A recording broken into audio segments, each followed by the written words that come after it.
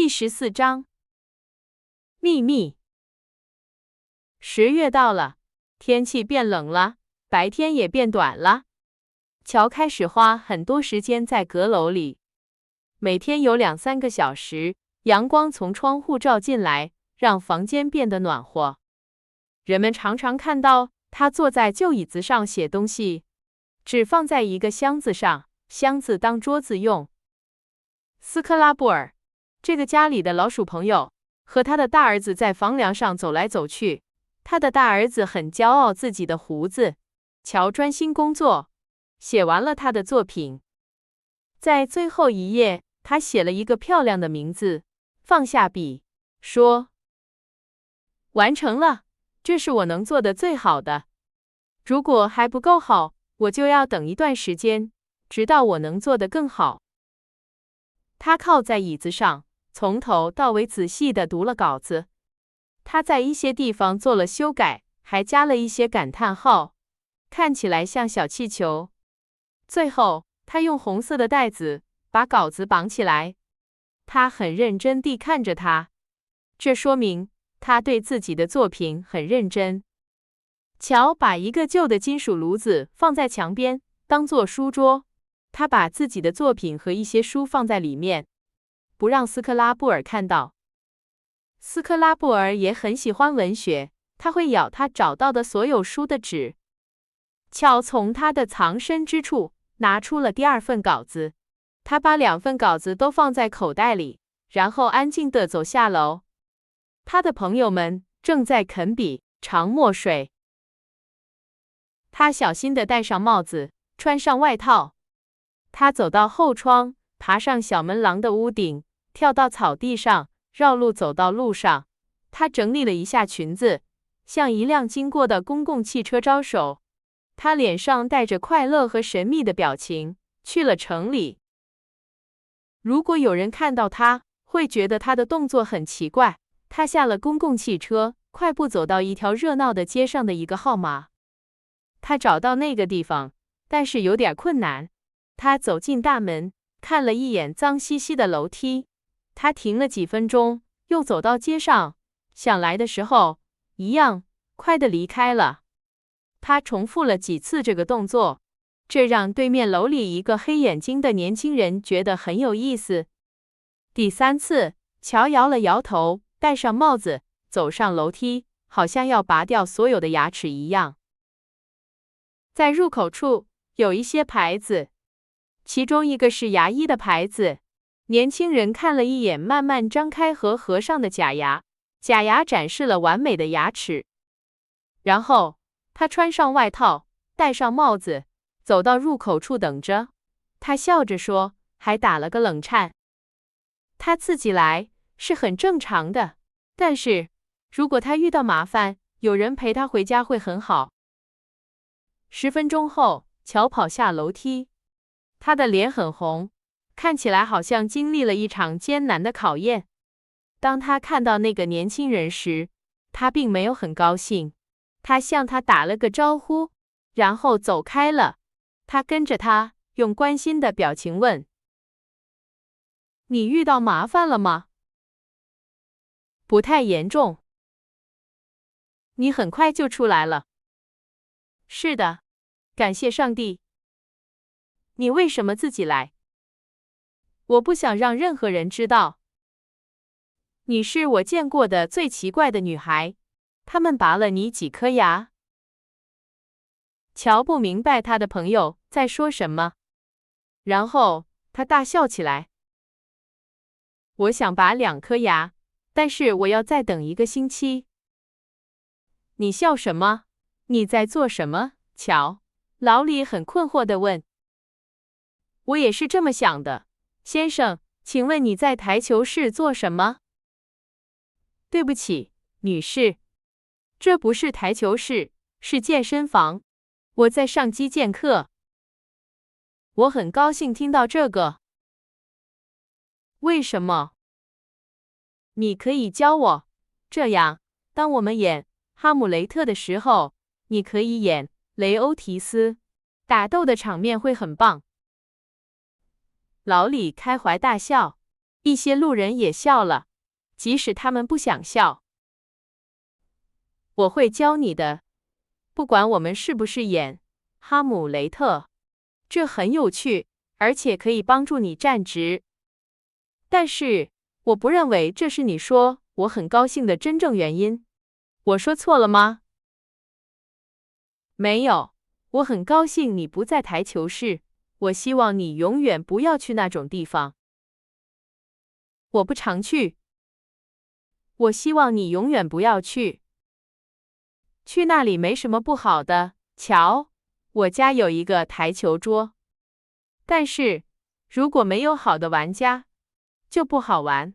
因为我喜欢玩，所以我有时会去台球室和内德·莫法特或者其他朋友一起玩。哦，亲爱的，我很遗憾，这只会让你越来越喜欢玩，浪费时间和金钱。最后，你会变得像那些可怕的男孩一样。我希望你表现得好，成为你朋友的榜样。乔摇着头说。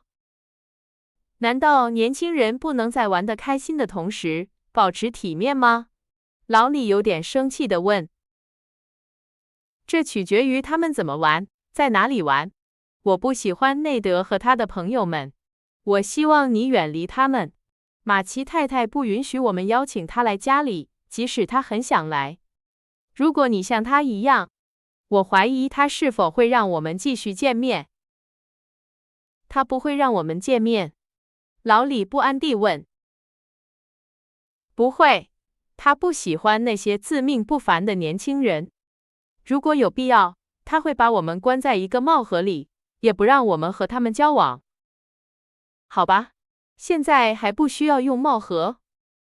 我不是一个自命不凡的年轻人，我也不想成为那样的人。无论如何，我喜欢偶尔做一些小恶作剧。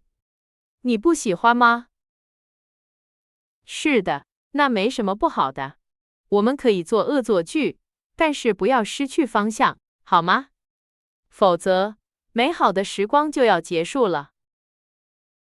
我会成为圣洁的典范。我不喜欢圣人，只要简单、诚实和体面就好，这样我们之间就不会有问题。我不知道如果你的行为像金先生的儿子一样，我会怎么办？他有很多钱，但是他不知道怎么用，他只想把钱浪费在赌博上。他毁了他父亲的好名声。我听说他的家人经历了一段艰难的时期。你觉得我会做那样的事吗？谢谢你，朋友。并 K， 天哪，我不是那个意思。我听说有钱是一个很大的诱惑，有时我宁愿你穷一点，这样我就不用担心了。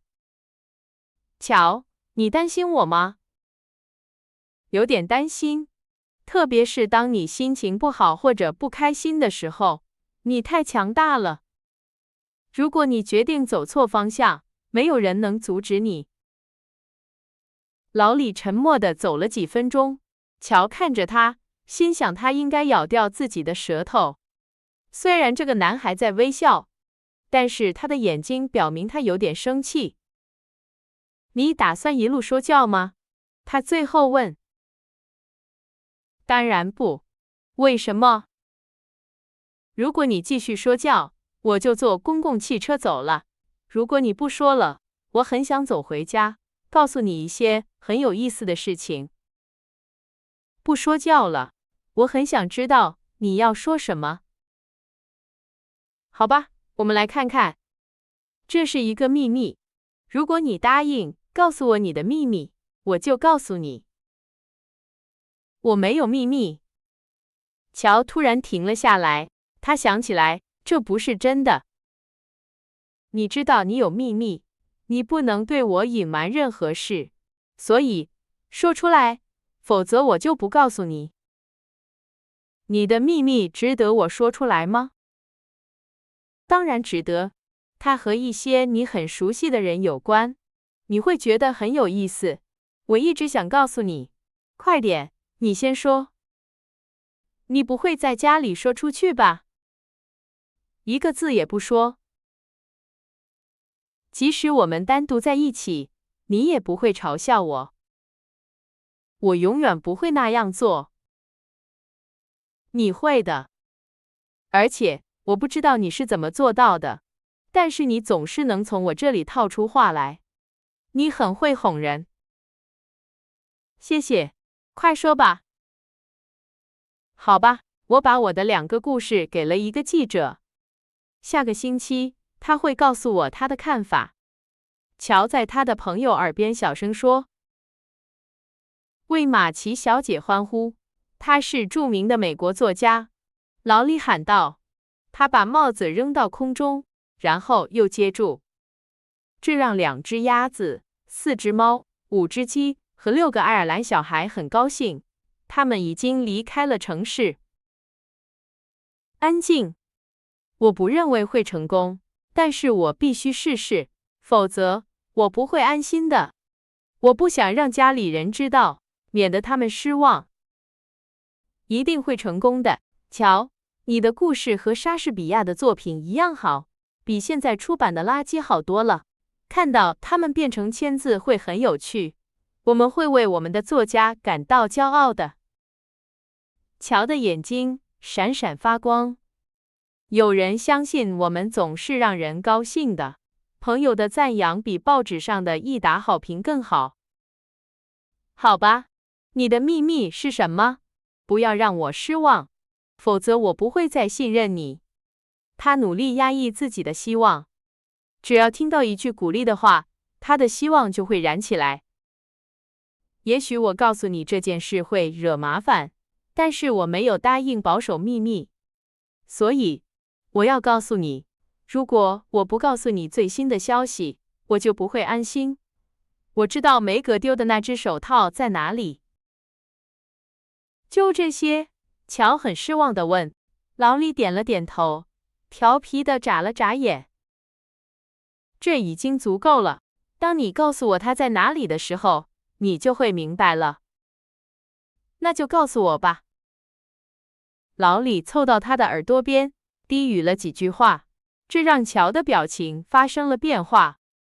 乔停了下来，盯着他看，他的表情既惊讶又生气。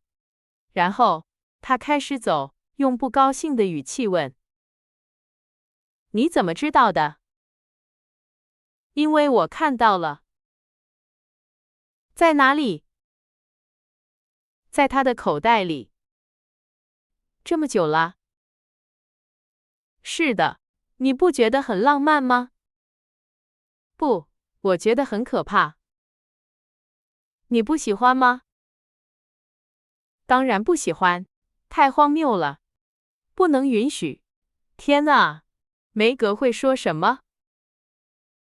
你不能告诉任何人，记得吗？我没有答应你。但是这是不言而喻的。我告诉你，这件事是因为我信任你。好吧，现在我什么也不说，但是我觉得这很糟糕。我真希望你没有告诉我。我以为你会高兴。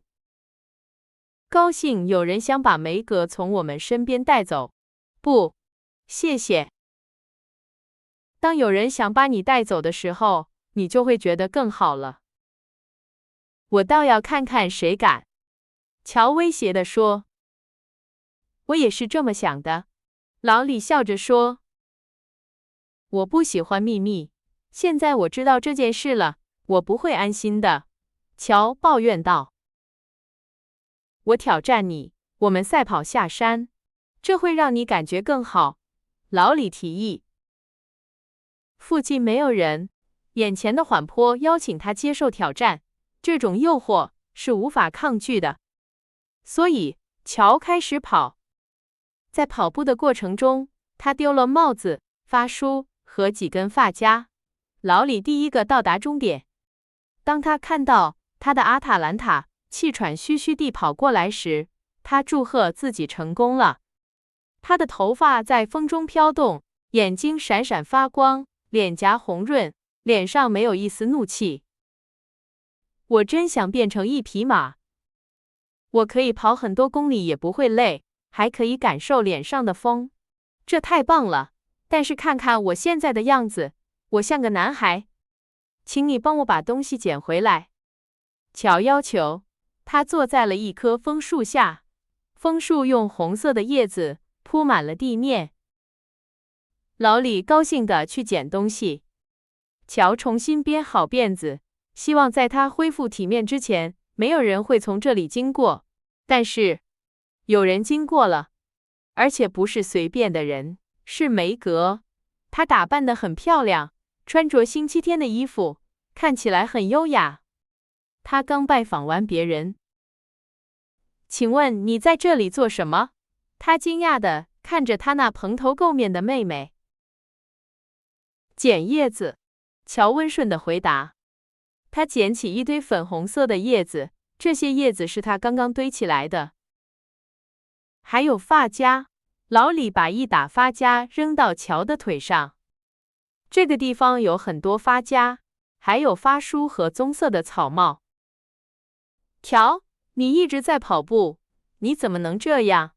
你什么时候才能停止像个孩子一样玩闹？梅格责备地说。他整理了一下袖口，抚平了头发。风把他的头发吹乱了。永远不会，直到我老了，不得不拄着拐杖走路。不要想让我过早的长大，梅格。看到你一天天地变化，这已经够难受的了。让我尽可能的保持童真。乔一边说，一边低下头看着他堆起来的叶子，不让他看到他的下巴在颤抖。很明显，梅格正在变成一个女人。老李告诉他的秘密让乔担心，不可避免的分离可能很快就要到来了。老李从他朋友的脸上看出了他的担忧。为了把注意力转移到梅格身上，他问：“你拜访了谁？”我去了加德纳家。萨利详细地描述了贝尔莫法特的婚礼。婚礼看起来很盛大，这对夫妇将在巴黎过冬。太棒了！你羡慕他吗？老李问。恐怕是的。我很高兴，乔小声说。他生气地戴上帽子。为什么？梅格惊讶地问。因为如果你对富人的生活这么感兴趣，你就不会离开我们，嫁给一个穷人了。乔皱着眉头看着老李。老李向他示意，让他注意自己的言辞。我永远不会离开你们，嫁给任何人。梅格肯定地说。他很有尊严地走着。他的两个朋友跟在后面。他们笑着，小声说着话，跳过石头。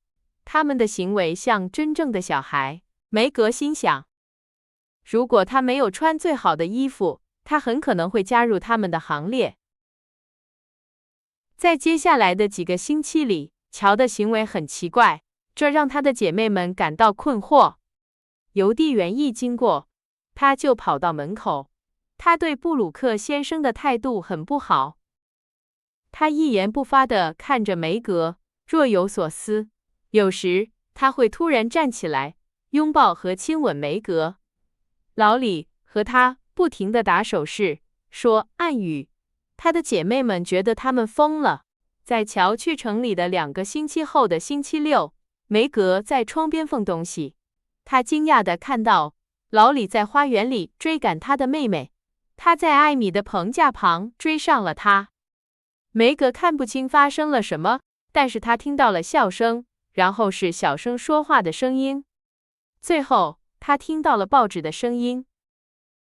我们该拿这个女孩怎么办？我怀疑她永远不会表现得像个淑女。梅格叹了口气，不赞同地看着他们。我希望她永远不要那样做。她很有趣，我喜欢她现在的样子。贝斯说，她很好地掩饰了自己的嫉妒。她嫉妒乔和别人分享秘密，而不是和他分享。这让人很绝望。但是我们必须接受，我们永远也改变不了他那随性的样子。艾米说，他正在做一些褶边。他把卷发梳成一个很漂亮的造型。因为这些原因，她觉得自己比以往任何时候都更像一个淑女，更优雅。乔突然走进房间，躺在沙发上，假装看书。你看到什么有趣的东西了吗？梅格居高临下地问。只是一个故事，我想它没什么价值。乔用手盖住了报纸上的名字，大声读出来。这样，我们就可以消磨时间，看看你是不是对的。艾米用成年人的语气提议。他叫什么名字？贝斯问。他很奇怪乔为什么要藏着脸不看报纸。竞争的画家们。听起来不错，读吧。梅格说。乔清了清嗓子，深吸一口气，开始飞快地读起来。姑娘们饶有兴趣地听着这个浪漫又戏剧性的故事。故事的结局几乎所有角色都死了。我喜欢发现那幅绝妙画作的部分。乔读完后，艾米评论道：“我更喜欢爱情故事。维奥拉和安杰洛是我们最喜欢的两个名字。真巧，不是吗？”梅格说着，擦干了因这悲伤爱情故事而流下的激动的泪水。这是谁写的？贝斯问道。他注意到乔的表情有些不对劲。年轻的读者坐直了身子，放下报纸，脸上带着满意的表情，用一种夹杂着庄重和激动的有趣口气大声宣布：“是你们的姐姐。”“是你写的？”梅格惊呼道，手里的针线活都掉下来了。“写得很好。”艾米评论道，俨然一位文学评论家。“我就知道，我就知道。哦，乔，我真为你骄傲。”贝斯跑过去拥抱他，庆祝这个辉煌的成功。他们都多么高兴啊！梅格直到看见报纸上印着约瑟芬·马奇的名字，才完全相信。艾米评论了故事的艺术价值，并为第二部提出了一些想法。尽管这似乎不太可能，因为男女主角都已经死了。贝斯开始又唱又跳，激动不已。汉娜走进来，惊叹道：“真是个惊喜！谁能想到呢？”显然对乔的成就印象深刻。马奇太太知道后，为女儿感到非常骄傲。乔含着泪笑了，说如果他们再这样称赞他，他就要变成一只孔雀了。就这样，满足的喜悦之音盘旋在马奇家的上空，报纸则在大家手中传来传去。把一切都告诉我们什么时候出版的，他们付了你多少钱，你觉得爸爸会怎么说？老李没有取笑你吧？大家同时问道，围着乔，因为对这个家庭来说，任何小小的快乐都是值得庆祝的。别再喊了，我会把一切都告诉你们。乔说道。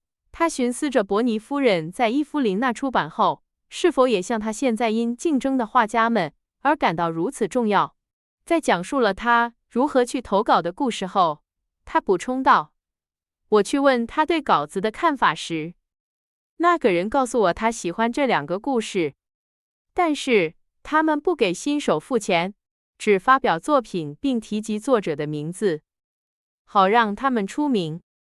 他说这是个好习惯，作者一旦出名了，就会有人付钱给他们发表作品。所以我把两个故事都留给了他。今天收到了这份报纸，老李看到我在读报纸，坚持要看，所以我就让他看了。他觉得写得不错，鼓励我继续写下去。他还说他会设法让我的下一篇稿子得到一些报酬。我太高兴了。过一段时间我就能养活自己，帮助你们大家了。乔说不下去了，把脸埋在报纸里，给他的故事增添了几滴真实的眼泪。独立和赢得亲人的钦佩是他生命中最大的两个愿望。那天，他觉得自己朝着幸福的目标迈出了第一步。